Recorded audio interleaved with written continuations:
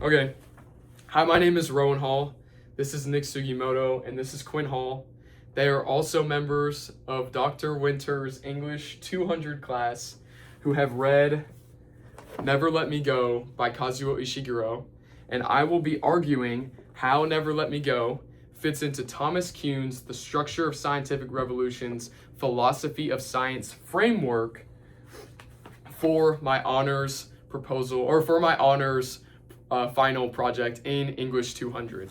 These two people have both read Never Let Me Go by Kazuo Ishiguro, but they are not familiar with Thomas Kuhn's The Structure of Scientific Revolutions. So I will be going through a short little introduction of what that theory is like before introducing my main argument. The idea is that this is a seminar-style discussion and that these individuals are totally able to bring in clarifying questions whenever they would like, or that they're willing to bring up problems with the framework, and that by the end of the video, we will have a more clear understanding of the argument and the limitations of the framework and how it's applied to Never Let Me Go. Okay, you have any starting questions? No? Okay. Also, I'm a little sick, so that's gonna be fine. He is obviously very, very sick, so if we cough or something like that, please just try to ignore it. Okay, so basically, The Structure of Scientific Revolutions by Thomas Kuhn, okay, is an essay that people say it's basically a book that was published in 1962, I think, at the University of Chicago, right? And what it basically goes into the history of is what science is. So it's philosophy of science, okay? So he argues that science is the set of practices by which we interpret the world according to theories that do not fit into all possible sets of data, and with which we devise tests for bringing those theories into contact with reality. So the process of explaining the world with the use of theories that do not explain all possible sets of data is how we use science, okay? That is what science is. We are trying to figure out ways to explain the world, okay? But we know that the theories we have do not explain all possible sets of data. So they are incomplete. But science is working towards, theories that understand all the data completely. Does that make sense? Okay. And through designing experiments to find that right sort of data to set our theories, it turns out that this definition is not even specific enough for philosophers of science. Okay. So, to start off, we're going to go with scientists don't just craft their theories off of data, they craft their theories off of their assumptions about the data. So, this is our demarcation question of what is science, or what is the author, or what exactly makes a scientific theory as such? What makes it scientific theory, okay? Logical positivists, right? So this is historical, this little background for it, for Thomas Kuhn coming in with his idea of what is his scientific theory. So you had the logical positivists who came out of the 19th century, and they're saying that a meaningful statement about the world, so this is what science is outside, meaningful statement of the world outside of the mind. So this isn't, an opinion, this is a fact, is a theory which can be verified. So what makes a scientific statement is verifiability. As a theory of science, it is wrong, Thomas Kuhn argues, but still respectable. So something that would be verifiable is you're all swans are white. And I'm a logical positivist, so I'm going to go and verify that. I'm going to go all around the world, and all I see are white swans. So this is a correct scientific theory as a logical positivist, okay? Then another philosopher of science, Karl Popper, says that science actually means looking for data that falsifies a theory. So science works by falsification, not verification. So that would be saying all swans are white, but I'm going to go all across the world and look for a black swan. And if I find a black swan, then I can reject that theory. So if you guys have ever had, if you're trying to decide something significant in your bio lab or chem labs or something, and they say that you cannot reject this theory, right? So you cannot reject that this thing is significant. This is what it comes from, Karl Popper. Kuhn gives a new theory, that science is a process through which scientists solve the puzzles of the world through a base set of assumptions. These base set of assumptions are called paradigms. Eventually, the paradigm that is being used no longer solves the puzzles that they want to solve. So it is called a paradigm shift or a scientific revolution. It is not falsification or verification. It is a third kind of philosophy of science, where Kuhn says that science is not entirely objective, right? So it is not exactly falsifiable or verifiable. And now, this isn't to be a total oversimplification where Thomas Kuhn says that science is objective. That's wrong, okay? He's somewhere in between saying that science is objective and subjective, okay? And then as you understand this theory, as we go on, you'll be able to understand that a bit more. All right, that's gone over some of the history and some of the analysis. Do you guys have any questions so far? Or do you understand? Mm-hmm. Okay.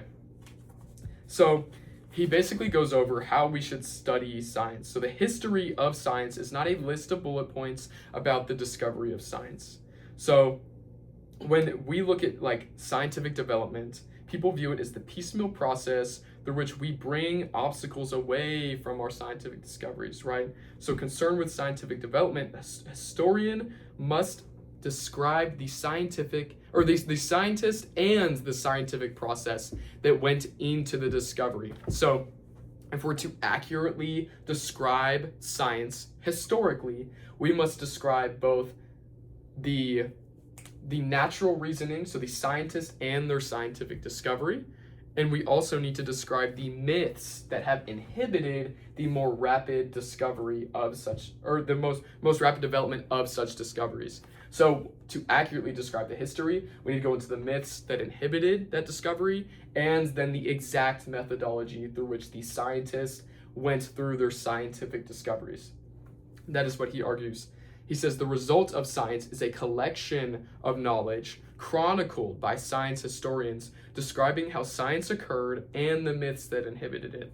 Additional research makes it harder to find who discovered each of these ideas. So we're looking for all these things, right? We're looking for which scientist discovered which thought, made which myth. So Thomas Kuhn begins to argue, okay, well, maybe scientist is not accumulated by these individuals over time, that we can name each scientist and that we can, find out their discoveries. So he argues that this accumulation theory of these like logical positivists and of Popper is not correct, okay? We're not just building block after block after block. He creates a constructed dilemma. So a constructed dilemma is basically either A or B. If A, then C. If B, then D. Does that make sense to you all? So to basically put that into terms of what Kuhn posits, he says either these outdated beliefs, so A, are called myths or science. So either A or B, either these outdated beliefs are called myths or science. If they're called myths, right, so as we develop our theories, they become outdated beliefs. If they are called myths, then the same sort of methods and reasons used by scientists now supported myths in the old days. If they're called science, so these outdated beliefs are no longer myths, they are called science, then a lot of theories compatible with our theory of science now are a lot of theories compatible with our theory of science are compatible with our scientific theories now. So if we consider them science, right, then whatever base set of assumptions that we have now, if they were not inhibited by the science of the past, they're not the myths that are inhibiting them, okay? They're the science that are a part of our actual scientific discoveries nowadays, okay? So Kuhn says that out-of-date theories are not exactly unscientific, right? So they're not these myths anymore that have inhibited us. They're not unscientific. The history of science is not based solely on accumulation, okay? It's based on scientific revolution. So what we've discovered in the past does not inhibit us, okay? It is our story of how we have changed our world viewpoint, okay? Does that make sense to you all? Do you have any questions? Wait, so he's saying that that's what science is? Do you mind speaking clearer? Okay, Just repeat what I say. So you said that is basically what he is saying science is. So he says that the method, yes, so he is basically saying that science is based on his theory, not accumulation. So he's talking about what his theory is not. Mm-hmm. His theory is not accumulation. And It is not inhibited by the myths of the past, what we have now deemed as unscientific. It is a collection of scientific revolutions. Okay, and we'll get into more detail on what that is in a little bit. Mm-hmm. But I think a good definition for you all to know is what he defines as normal science. So normal science is when scientists think they have a pretty good idea of what is going on. So if you live in it's basically a state of normal science, then the basic scientific theory seems pretty good and solves the puzzles that we want. So if you think of like microbiology right now, our theory of microbiology, and we're focusing on, how to cure diseases and cell biology, you think that's a pretty good theory, I like that. But there will come a time, Kuhn posits, that theory will no longer be acceptable. But right now, that hasn't come up. So we live in this state of normal science. Does that make sense to you all? Mm-hmm. Okay. He says normal science suppresses the novelty that works against the working paradigm. So if people have new ideas and they come in and they say, I don't think cells actually work the way that people say they do, then normal science, microbiologists would go, you're wrong, and this is why. So it suppresses those new ideas, okay? Sometimes the problem works against the equipment of research and creates an anomaly against normal science. So we see something like string theory in general relativity. Mm-hmm. So this is an anomaly. This is a new paradigm that's bringing about questions that we don't have answered with our state of existence. And people are going, whoa, general relativity, like it's much harder to answer these questions in comparison to string theory. So we're we're very like caught between, these different ideas. But what we see is that this anomaly is being suppressed by the normal thought of the time, so the normal science. When the profession can no longer evade this anomaly, a paradigm shift occurs. This defines normal science and then science in crisis. So science in crisis is when the anomaly has created such an uproar in the normal science paradigm that now the basic assumptions of a scientific field need to change. Okay, so this is a scientific revolution. So if someone were to start to draw the lines between the theory of gravity Mm-hmm. and theory of general relativity and try to connect the two, that would be a science in crisis? Yes, so if someone were to finally connect general relativity to quantum physics, then that would be a, scientific revolution that would change our basic set of assumptions. And So that is science in crisis. that is science in crisis. Okay. If we were to discover that, we would have to change the way we think about the field of subatomic particles and how our universe works in favor of this new anomaly, this new paradigm. Okay, now we're going to go into what scientific revolution specifically is. So a little definition for paradigm shift. It is the process by which scientific revolutions occur. Okay, so a formal definition would be that scientific revolutions are taken to be non-cumulative. This is non-cumulative, right? So we're not looking for just the addition of science over time. Developmental episodes. So we see episodes of development with each paradigm. Okay, so as paradigms shift, it's not adding unscientific, we're not deeming something unscientific in the past. These are episodes of, development with a paradigm. And then we're seeing a new paradigm come in, these new assumptions color what we already know and view the same world through a different lens, okay? In which the older paradigm is replaced whole or in part by an incompatible new one, okay? So when, a little example of this would be like, when Einstein proposes his theory of relativity, Kuhn would argue that his paradigm, right, the new Einsteinian paradigm, is incompatible with the old Newtonian paradigm. So it's not like planets orbiting each other with momentum alone. What Einstein argues is that there is a bending in space-time, okay? Logical positivists would say, hey, we can add on to this. We'll use Newton, sometimes, and then we'll use, for much bigger things, Einstein's theory. But Thomas Kuhn would argue that it is not an accumulation. What we've seen with Einstein's theory of relativity has completely changed the way we see Newtonian physics. Okay, so would Einstein replacing theory of special relativity with general relativity? What would that be? Would that be a paradigm shift, or would that just be a... No, that is a development of the current paradigm. Okay. So Einstein later releasing the general theory of relativity compared to the special theory of relativity would not be an example of a paradigm shift, but it would be an example of science in crisis. It is the development and acceptance of the newer paradigm. Okay. So take an old theory and discard it, replace it with a new one. Why would a change of paradigm be called a revolution?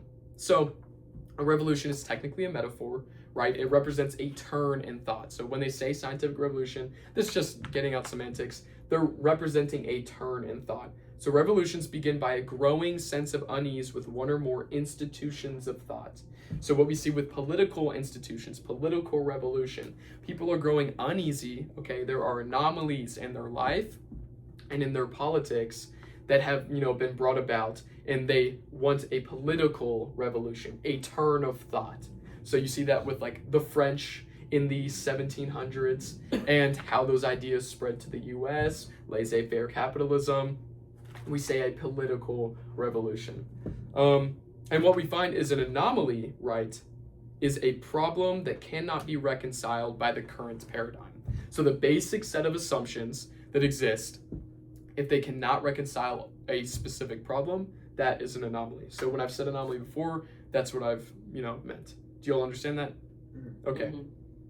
So paradigms show how something old must be replaced by something new, right? So society, when a new paradigm comes in, must be divided into two different parties. Okay, so one supporting the old paradigm, one supporting the new paradigm. Each party defends their side, and they largely succeed through like mass convincing. So if you are more convincing with your paradigm and you get to speak to more people, then yours largely succeeds. This is a societal, philosophical, framework that we work through.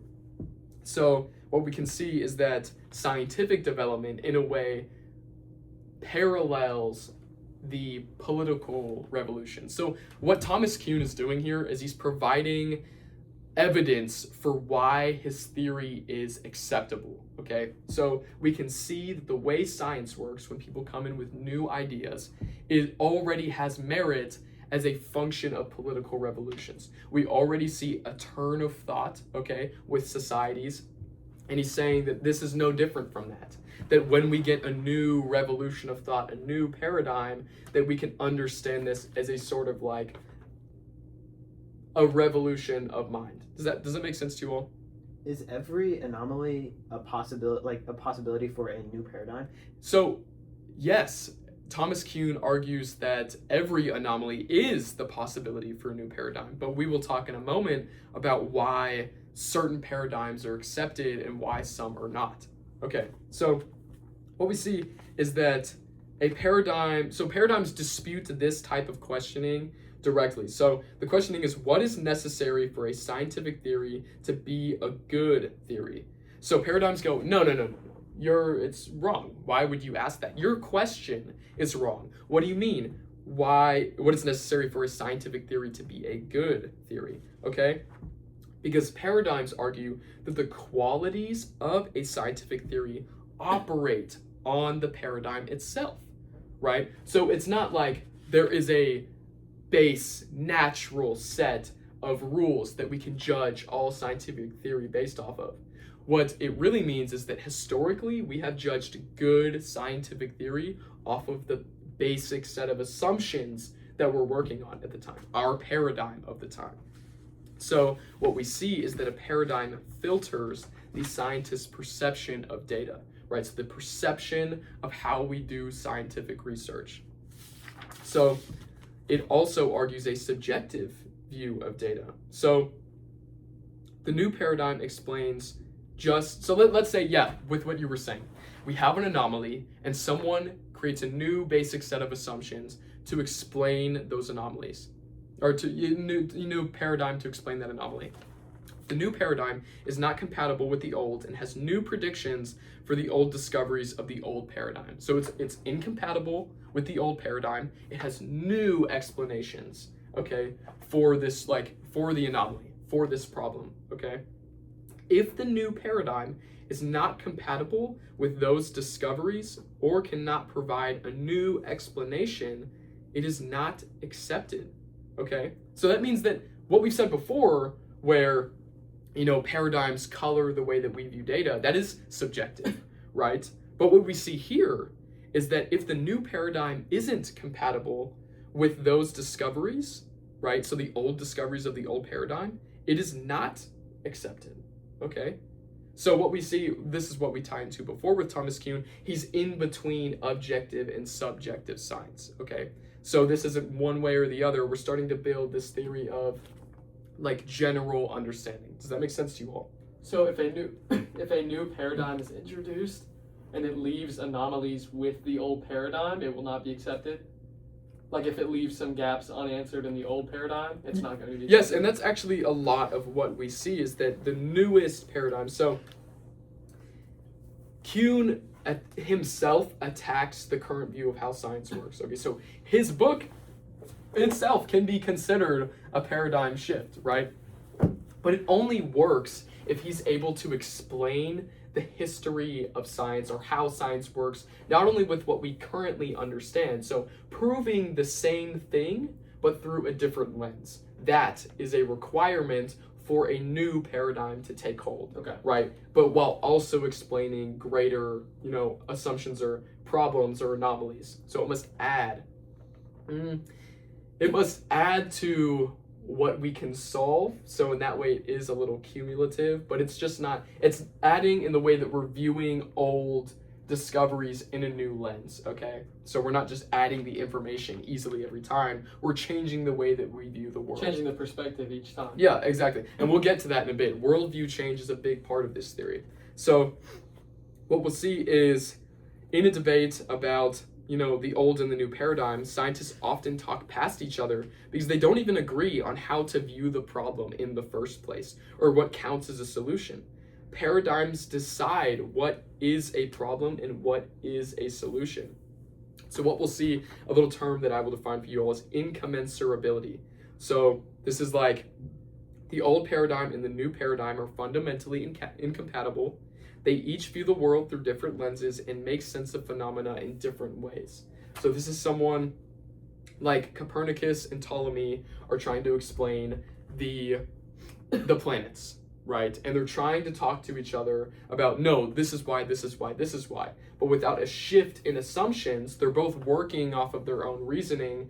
They're arguing past each other, okay? They're not operating on the base set of assumptions, so they can't consider each other's scientific theories as good or bad respective to each other, because it's all based off of their basic assumptions or paradigms. Does that make sense to you all? Because I know that's a little, philosophical. We'll get a little more grounded pretty soon. Well, can two new paradigms work at the same time to replace the old one?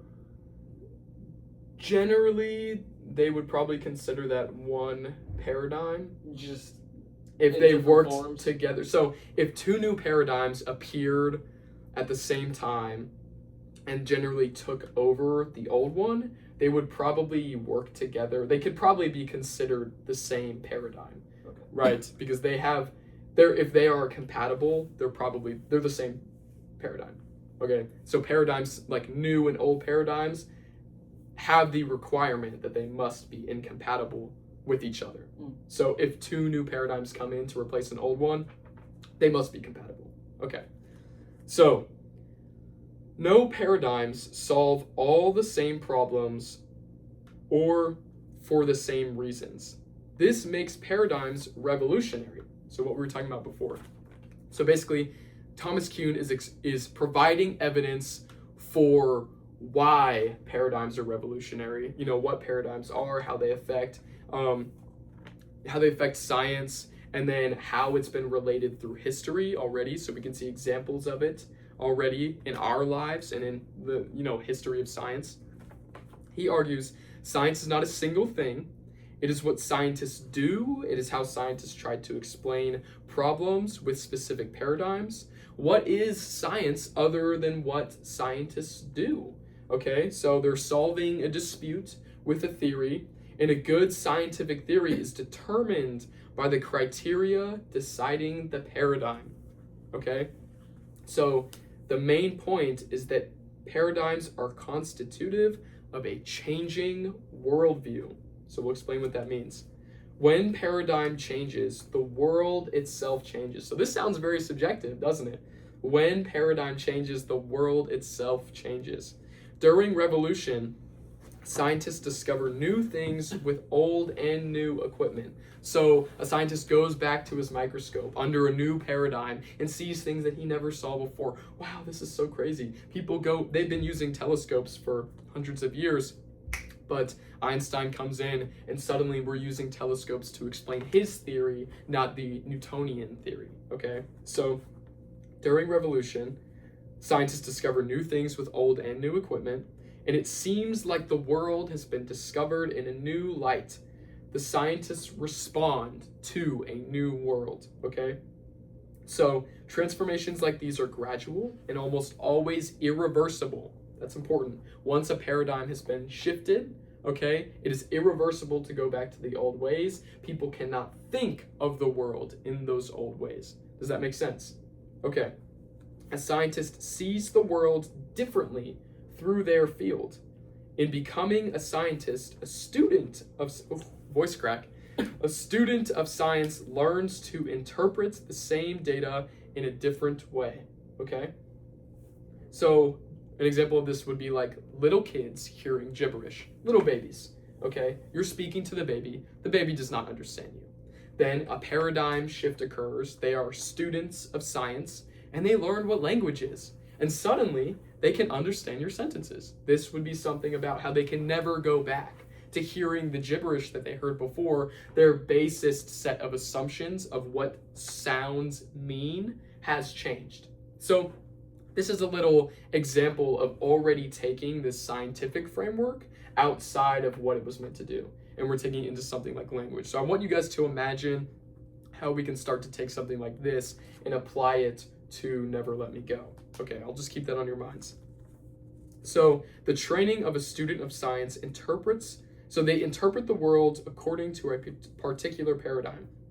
In times of paradigm shift, scientists must be re-educated in the new assumptions. Possibly one cannot perceive anything at all without a theory of assumptions. So they're saying if you were trying to understand anything at all without a base set of assumptions, how would you do it? So he's saying he's trying to give you more concrete evidence for how you can understand the world through his theory.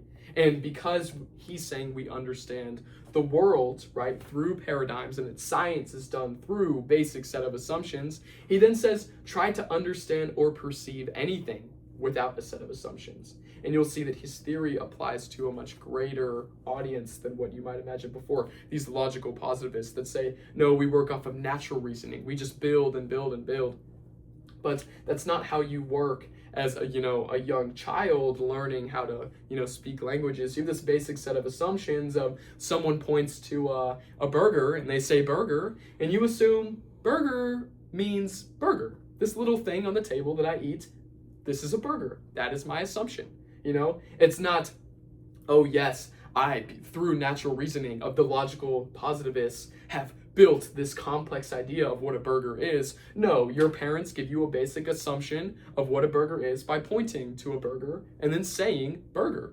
So he's saying that this is a lot more universal than what logical positivists or Karl Popper says. So what we see is what a man sees depends on what he looks at and what his previous experience tells him to see. So drawing out contrasts and similarities between different prototypes of how scientific operations work, a scientist has no recourse above what he perceives. Okay? Old data is now reinterpreted under this new prototype and scientific operation. Okay? And instead, the scientist says, I used to see it this way, but now I know it is this. Not, I used to see it this way, but now I see it as both. So it was a little complicated here, so I hope to provide some explanation for you all.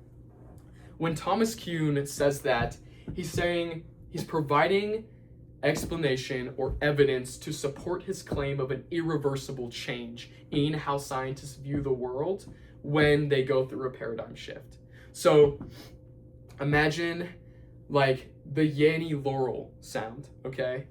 As you hear the Yanny Laurel sound, you can begin to imagine, maybe you hear Yanny, or you guys are familiar with this, the Yanny Laurel sound? Okay, so it sounds like either Yanny or sounds like Laurel, and then you can take a step back, change your assumptions, and go, hey, this sound isn't exactly one thing.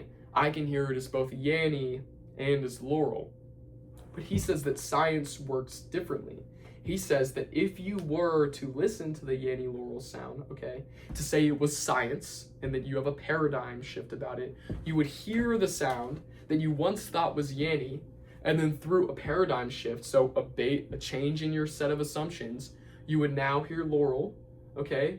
And instead of saying, oh, it can be both, you would say, I once thought it was Yanny, but I now know it is Laurel, you know? So that seems, do you guys have any questions about that? Because it seems like kind of a counterintuitive example, because No, it doesn't. like if the evidence that they showed was someone saying Laurel and you could read their lips, then that would change your basic set of assumptions. Yes, and say they're saying Laurel. Yeah, it would change your basic set of assumptions. Yes. So, two paradigms can give. So this is what we see is that two paradigms can give the same, equally correct description of the same event, making them both objective, okay? So with paradigm shifts, we can see, you know, what people had before, they had a pendulum, and people thought, oh, you know what? This pendulum slowly comes to rest because it like slowly, you know, loses momentum and it's tied by the string, so it comes to the bottom. And then, you know, a scientist comes in and they go, no, friction actually exists. So as the pendulum goes from side to side, we see that friction gets rid of its energy and it slowly comes to rest. So both of them have the same result with two different paradigms, set of assumptions. One acknowledges friction, the other doesn't. They're both equally correct, right? But one paradigm is obviously better than the other, okay? So why does one paradigm win? This is what you were asking before. Why choose the paradigm? You know, if we're going to have an anomaly and each anomaly creates a new paradigm, why do some paradigms take over and then some are ignored? So what we see is so when a new paradigm comes in, it is no less accurate as a description of the data or experience, but it also gives you a useful way of interpreting the world that accounts for more facts. So that is why we accept new paradigms, is they explain more of the world without taking away what we already understand. So this is part of this changing worldview that we find with Thomas Kuhn's like structure of scientific revolutions. Does that make sense to you all? Okay. So that means that do scientists really see different things? Are they working in different worlds? That sounds very subjective, doesn't it? You know, to view the world through a different lens, you're working in different worlds. The paradigm changes your world, but all of these new paradigms are all proving the same thing, and they're all equally correct up to a certain point. So what we can see is that our paradigm is only a part of like our perceptual apparatus, so how we understand the world. So though the world does not change with the change of paradigms, The scientist works in a different world. What occurs in the scientific revolution shows how the collection of data is different. The world. So, okay, we'll stop there for a second. So, though the world does not change with the change of paradigms, the scientist works in a different world. What occurs in the scientific revolution shows how the collection of data is different, okay? So the filter the data is put through is a representative of the current paradigm. It is subjective. So this is more proof of how we see Thomas Kuhn's theory is both objective and subjective. So it's somewhere in between. Do you all have any questions? All right, any clarifications? We're gonna go through one more section of why revolutions are hard to identify, and then we're gonna start with translation into the text, okay? So revolutions are, we're gonna go a little faster here since you all seem to have a good grasp on what this theory means. Revolutions are hard to identify, right, when a paradigm is occurring. So Kuhn argues that scientific revolution, he must argue that it even happens, right? So if it's hard to recognize, how do we even know that it happens? So he says old scientific revolutions are viewed as accumulation of knowledge, not paradigm shifts. He must clarify the paradigm that we must use to view paradigm change. So this is what Thomas Kuhn needs to do now, okay? He needs to prove paradigms exist. We don't view the world as paradigm shifts when we learn about science. We view it as an accumulation of knowledge. So why? How do we even know that paradigm shifts exist? Why are they so hard to identify? He says, science does not work solely through natural reasoning. It also works through authoritative sources as well. So what we find is that when we look for new science, we don't just look to natural reasoning, we look to authority. So what is the authority that we operate under? Mostly scientific textbooks and scientific papers. So what we find with scientific textbooks is that they are a good way, okay, to explain the normal science of the time, okay? So they assume the perspective of normal science and induct the student of science, so the person learning the science, into the most current paradigm without knowledge of past paradigms. So the idea that, you learn from a textbook and then you just operate under the assumption the way we think about the world is correct, okay? This means that we don't see science as the change over time, but as always having been discovered. So this is where we get the idea of the logical positivists and of Popper, of this just accumulation over time. All right, so they, students of science, adopt the perspective of normal science. There's no need for a science textbook to explain the commentary, There's no need for, there's no need for a science textbook to explain the commentary of the history of how science got there. It just needs to explain the normal science of the time. They reflect the results, essentially. So this is presenting the history of science only in order to make the case for the current paradigm because they operate in the current paradigm. So our authority, our textbooks, right? And they are telling us, students of science, this is science. This is everything we understand, and it is correct, okay? So you don't need to worry about anything that we did in the past or how we got there, because this new paradigm colors everything of the past. It is equally correct, right? But now it adds more information, okay? So this is where we get the misconception of science is cumulative, okay? So this isn't particularly wrong or unreasonable. It does, however, have the problematic result of obscuring the history of scientific paradigm. Textbooks must be rewritten with each new paradigm. So this, describes like the obscuring of history, like that we rewrite our textbooks and then we, don't have to worry about the ones of the past. Our lives have changed. We're so much better. Science is perfect, okay? So what we see is that the final stage of scientific crisis or scientific revolution is the recontextualization of authority. So when authority has been changed, a new paradigm has been accepted. Okay, that is everything that I need you all to know to be able to apply this framework to the text. Okay, so we will start to go through translation into text. If you all have questions on like what this means and how it applies to the story, you've all read Never Let Me Go. So feel free to jump in with questions. 39 minutes. Holy. This argument focuses on one of the two major conflicts of Never Let Me Go, not man versus society, but man versus oneself. So this is, who am I? Do I need to be like my model? What is my purpose in life? Personal agency and development. So this is the clones wondering about themselves, not about how they operate in society. It has a little bit there, okay? But this is, we're providing limitations for this framework so that it can operate appropriately. It also specifically focuses on coming of age stories. So this typically involves a protagonist shift from innocence to experience. So this is an inciting incident that occurs, a personal struggle, and then testing. So these are like rising actions of the story that lead into like metaphorical adulthood.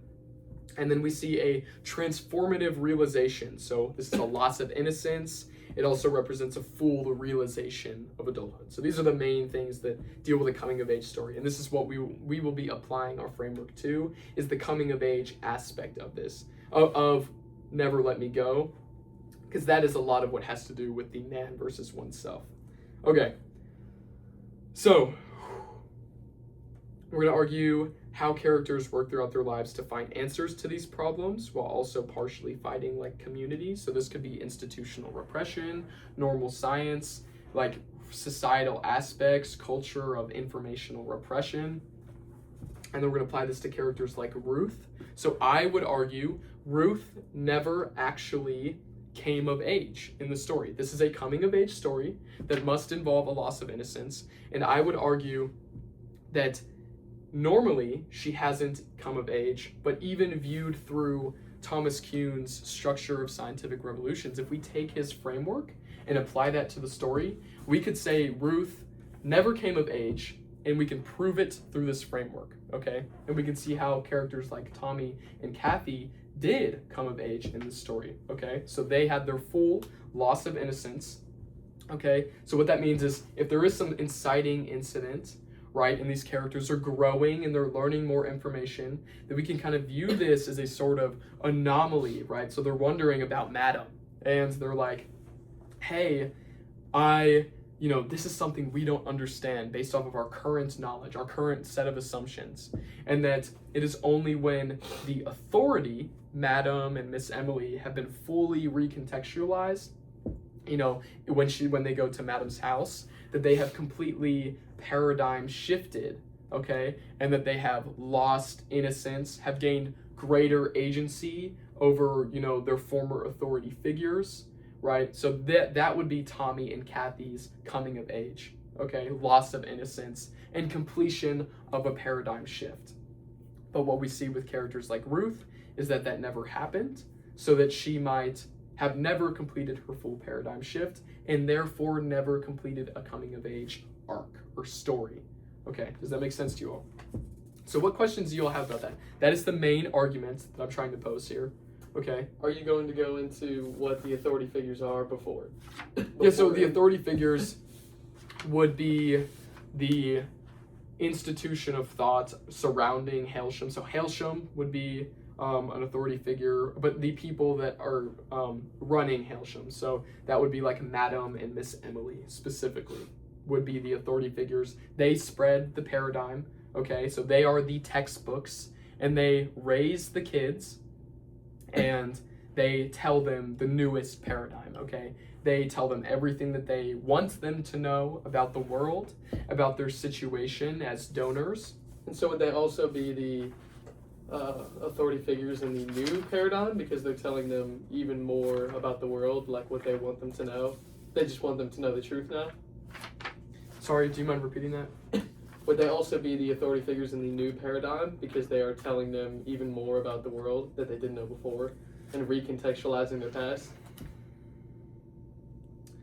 I think you could make an argument for that, but the idea is that authority itself has been recontextualized. So although we do have the trend of scientific textbooks providing like the normal science and what we're looking at, actually I think that would be pretty good, is that because Madam and Miss Emily continue to provide Tommy and Kathy's understanding of the world, that we see them maintain their authority status, but they've now been recontextualized. They are not the guardians of Hailsham. So they've also lost it They in are some way. they are pioneers of a new Hailsham program. So their authority has been recontextualized. Their agency has changed in one way or another.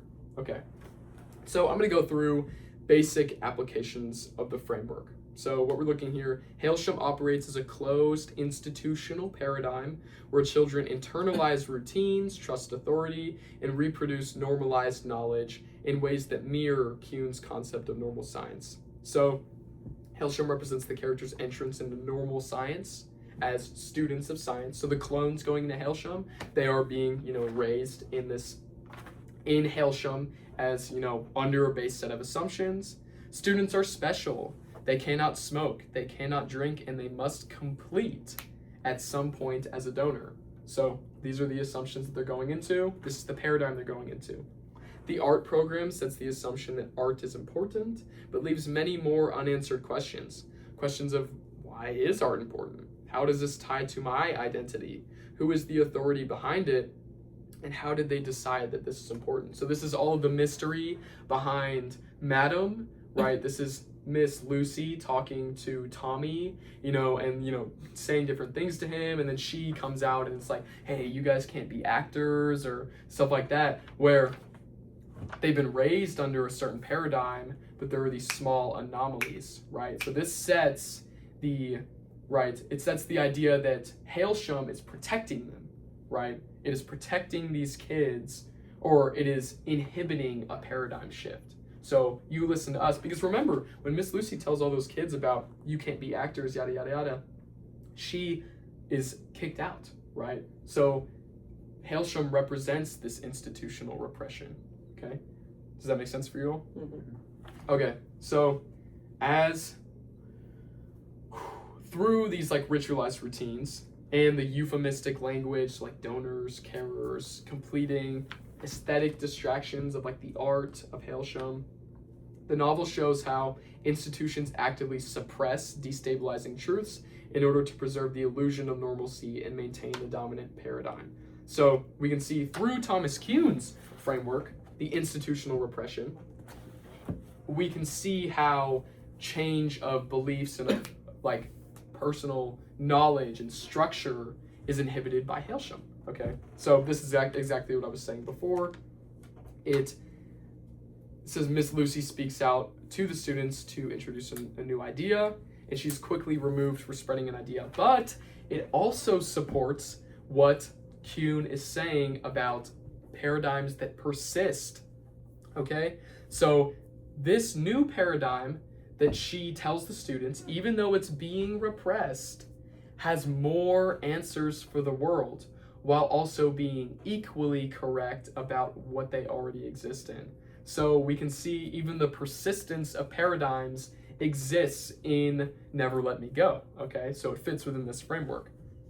So this is this shows how new paradigms can be adopted in spite of institutional pressure towards normal science. So the normal thought, the idea that they're clones and they are going to complete and they're donors and you don't need to ask any more questions. So what we can see next, small inconsistencies and unsettling incidents gradually accumulate in the characters' daily lives, and their instinct to rationalize these moments mirrors Kuhn's idea that communities actively manage anomalies to protect an existing paradigm. So guardians like Miss Emily work against the radical thoughts brought on by Miss Lucy. Characters like Tommy, who have been deeply affected by the new level of thought. So when Miss Lucy's like, you don't need to do art, you're good, okay? He's deeply affected by this new paradigm. It never really leaves him, okay? So these seeds exist through their entire lives, all the way to their eventual loss of innocence. So we'll get to that in a moment. So what we see is Ruth, so we see Tommy keeps these seeds throughout his life, all the way through his loss of innocence. Ruth exists as a student of science that must rationalize her train of thought as scientific revolution seeks to uproot normal science. So she's trying to exist in a world of scientific crisis, okay? She's being raised, told this is normal science, but she has a lot of trouble dealing with that. And so she is a student of science being raised in a time of scientific crisis, okay? She desires to live in a far safer world, so wishing to exist within a stable environment of normal science. So this leads to a lot of her, attention seeking and manipulation and insecurity that we see throughout the book. Her keeping, Tommy and Kathy apart, that she doesn't want them to discover each other and these new things. The world just needs to remain stable, right? She wants to exist within normal science. She can't exist within this new paradigm, or so she believes. Okay, so this ties into how cognitive dissonance with lived experience escalates into the total rejection of the previous paradigm. Okay, so I'm actually going to jump forward here a little bit into Ruth's. So we see cognitive dissonance to evolve later into, total rejection of the paradigm. So what we see with a coming of age story is that Ruth comes, at the end of her life before she completes and says, you know what? She's lived in a scientific crisis her entire life. She's tried to be ignorant of it, okay? But she still lives in this state of cognitive dissonance. And it is her product of cognitive dissonance, okay, that she doesn't like this paradigm she lives in, this normal science, okay? And it's always stuck with her. So she found Madam's address, okay? And she gives this product to Tommy and Kathy, okay? So what we see with this is, although she completes shortly after, she does not complete a full paradigm shift.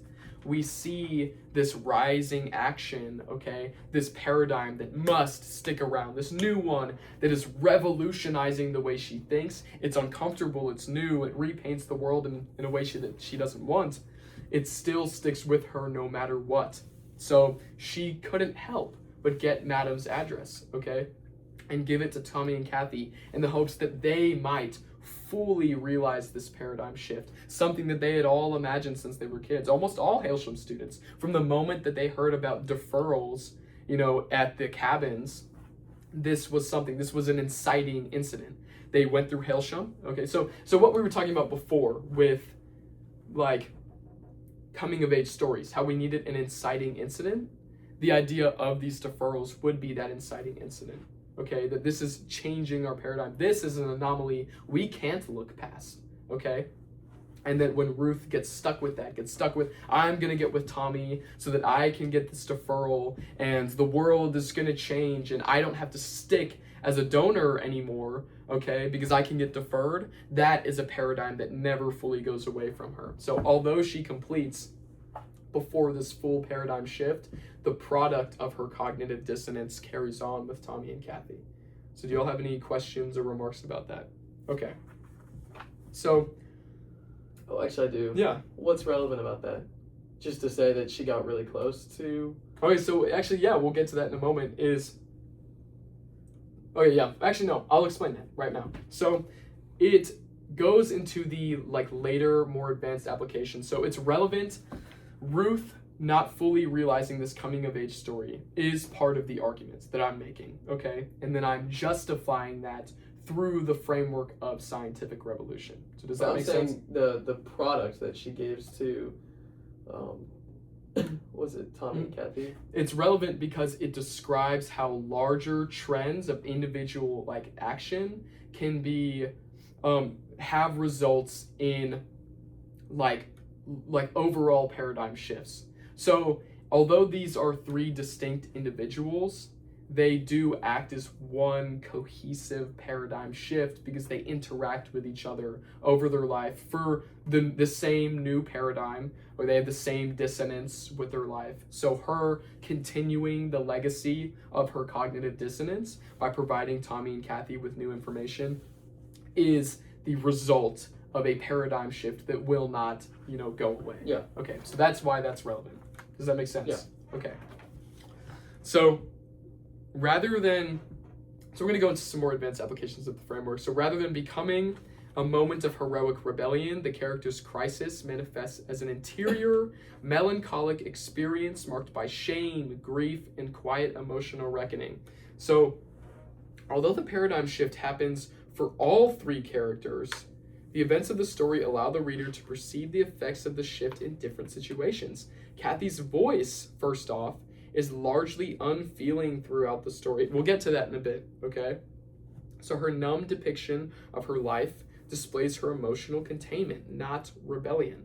In contrast, Tommy's breakdown after their visit to Madam's house, so when he went into the field and just started going insane, okay, shows a complete reversal of all known beliefs. So the structural growth of his paradigm, him completely coming of age, okay, so he has recontextualized authority after learning what Hailsham actually was, okay? His paradigm has completely shifted, and it is a structural growth, okay, of his understanding.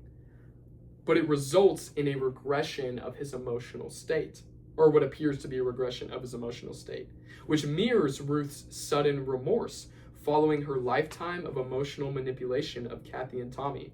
Her acceptance of a revolution of thought results in an emotional rebellion as well. So she accepts this paradigm, this basic set of assumptions, how Hailsham works, what my life is. I disagree with it now. I'm about to die. I've got nothing to lose. I accept that something is wrong, okay? And this new emotional rebellion of apologizing to Tommy and Kathy and providing them with that new information, that is how Kazuo Ishiguro chooses to represent these paradigm shifts according to the characters, right? So this ties into like, all right, actually, do you all have any questions first? Because I know that was Keep little... going. Okay, good.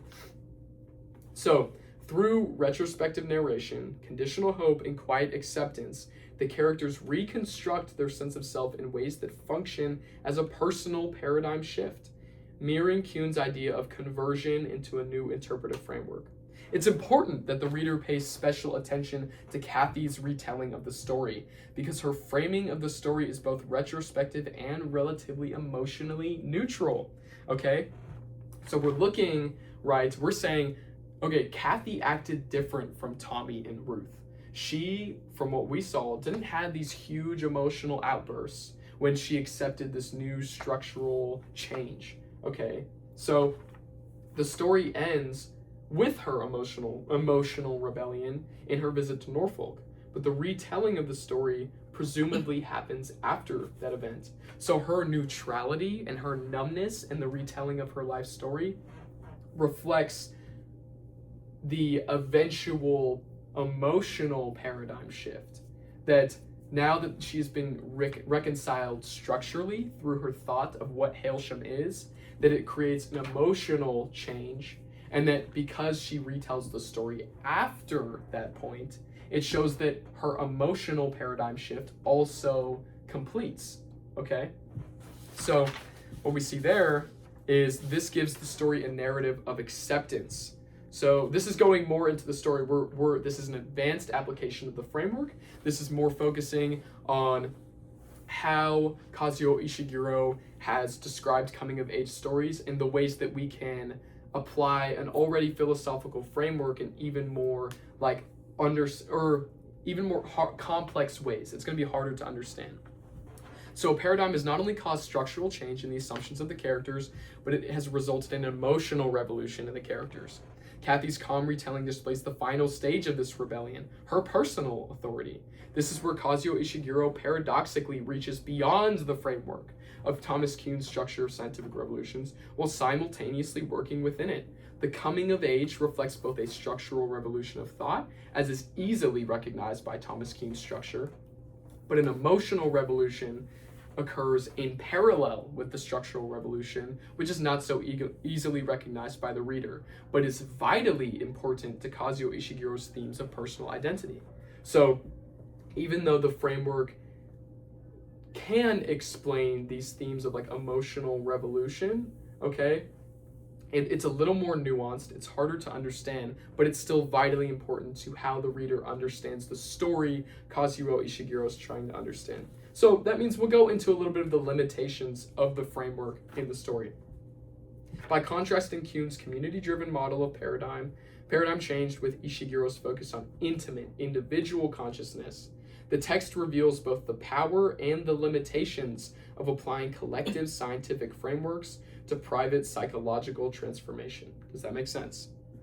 So Kuhn's emphasis on the collective criteria of a community fails to apply to the intimate and personal narrative Ishiguro has created in the case of understanding smaller human behaviors or events. Themes of the ownership of people and personal agency, which are vitally important to Ishiguro's story, are largely lost in the translation of Never Let Me Go into Kuhn's framework. So this is what we were talking about, where this framework really only applies to the one of the two major themes of Never Let Me Go. So this is man versus oneself, not man versus society. So ownership of people would be a part of that. This is because the structure of scientific revolutions works in trends. Okay, so remember, the structure of scientific revolutions said, hey, this isn't an accumulative, science doesn't work accumulatively. We don't know the exact scientists that have the exact scientific theories in the exact time that they did it, okay? We know generally how it happened, right? And there are some scientists that have their name tied to stuff, but if we tried to look for every possible idea, we can't come back to who created every possible idea, okay? So this means that Thomas Kuhn's framework works largely on the trends of discovery, okay? Does that make sense? So individual actions become arbitrary and then discrete events when translated into a trend-based framework like Kuhn's. So although these events are important and they do affect the trend later, if you were to look at the overall trend and try to point out specific events, it would be much harder. Once you've translated a story like Never Let Me Go into a framework like Kuhn's, you get rid of a lot of individual action or personality or development. It's much more a larger trend. So that's a limitation of how this framework can be applied. So although it's relatively successful in understanding the coming of age story, and with which it provides a surprising amount of nuance with both a structural and emotional revolution, it fails to recognize Kazuo Ishiguro's depiction of clones, which are viewed as less than as people, so we're losing like man versus society.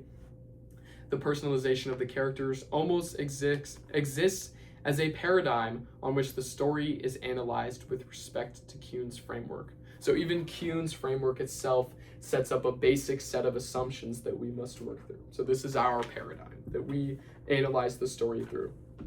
So while Thomas Kuhn's structure of scientific revolutions implies the do you guys have any questions about what we were talking about before? Right, does that make sense? Limitations of the framework? So while Thomas Kuhn's structure of scientific revolutions implies the progression of thought, Kazuo Ishiguro's Never Let Me Go ends without any real change to the characters' lives. Every character remains shackled by their real-life institution, and eventually they all complete.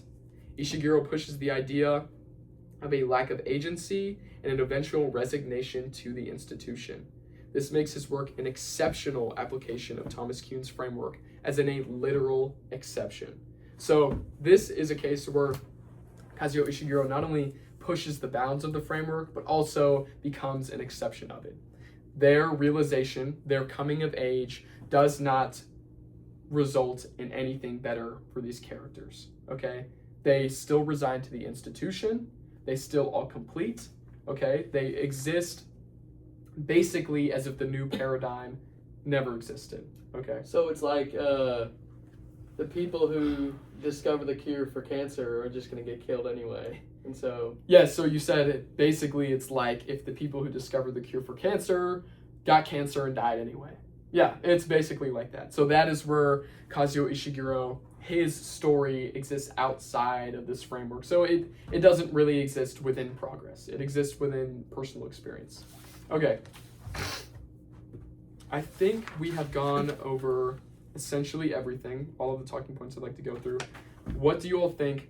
Has this framework effectively described a coming of age story with compared like Ruth and Tommy and Kathy, how we have seen that Tommy and Kathy have completely realized this framework, that they have come of age, they have completed a full paradigm shift, and that although Ruth lived in the same scientific crisis, she did not complete the full paradigm shift by recontextualizing authority. Do y'all understand? Yeah. Would you all agree? Yeah. Okay. Yeah. I do have a question Yes. about the limitations. Well, I kind of got lost on the not being able to apply the like overall trends to the wow. personal like to each person in Yeah. Kazuo Ishiguro, Yeah. whatever it is. I'm just confused about that. Oh yes. So, but you were able to apply it to the trends that you mean as a collective. As a collective, that's why we look at all three characters And not just then the their individual total ones. lives. Okay. So we take their life stories and then their general uneasiness and cognitive dissonance with their current paradigm to try and explain a larger trend throughout their life. I see. So if we were to just look at something like Hail Shmalone or even like what was it, the Defenders of Miss Lucy or Miss Emily or something, the Guardians, you know, and look at specific Geraldine. Yeah, the Geraldine. Yeah, I miss Geraldine. And how all of these people something like that, it wouldn't be an effective, you know, you wouldn't be able to apply the framework effectively. You need a much larger trend, you need the story of their lives, you need the coming of age arc and story, and that on its own is a sort of trend throughout their lives, you know, coming of age, loss of innocence. Okay. Yep. Right. Does that make sense? Yep. Yeah. Do y'all have any more questions for me?